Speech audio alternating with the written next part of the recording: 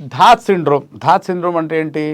మనం యూరిన్కి వెళ్ళినప్పుడు మూత్రం ద్వారా మన వీర్యం బయటికి పోవుట, అమ్మాయితో మాట్లాడుతున్న 2-3 చుక్కలు వీర్యం బయటికి పోవుట, మోషన్కు కూర్చొని మొక్కిన దొడ్డి కోసం అంటే మన మలం కోసం మలబద్ధకం ఉండి ఇలా అని మొక్కిన 2-3 చుక్కలు వీర్యం బయటికి రావటం, కలలో నిద్రలో వీర్యం తరచుగా వారానికి 2 సార్లు వెళ్తే ఏం కాదు, వారానికి 4 సార్లు 5 సార్లు, నెలకు 20-30 సార్లు వీర్యం నిద్రలో వెళ్ళిపోవటం, అతి నిద్రస్ఖలనం, ఇవన్నీ ధాత్ సిండ్రోమ్. అమ్మాయితో మాట్లాడినా, పక్కనే కూర్చున్న వీర్యం వెళ్ళిపోయినా, మూత్రానికి వెళ్ళినా వీర్యం వెళ్ళిపోయినా, నిద్రలో పడుకున్న వీర్యం వెళ్ళిపోయినా, చుట్టుకున్న వీర్యం వెళ్ళిపోయినా, ఇవన్నీ దొడ్డి కూర్చొని మొక్కినప్పుడు కూడా 2-3 చుక్కలు బయటికి వచ్చిన వీర్యం, ఇవన్నీ ధాత్ సిండ్రోమ్ అంటారు.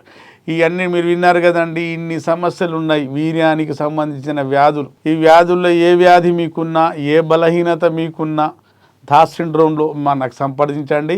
దానికి మంచి చక్కటి పరిష్కారం శాశ్వతంగా బయటపడవచ్చు. యునాని మందులతో సాధ్యమవుతుంది.